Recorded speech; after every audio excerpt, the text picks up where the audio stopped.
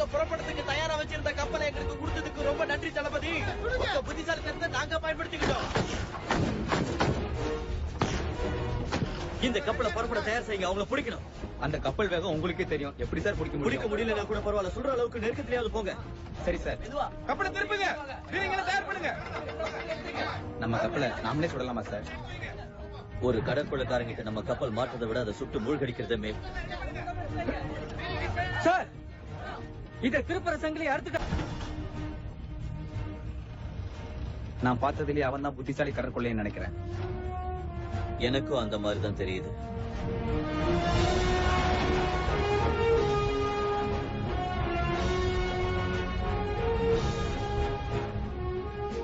நானும் எங்க அம்மாவும் இங்கிலாந்துல தான் இருந்தோம்.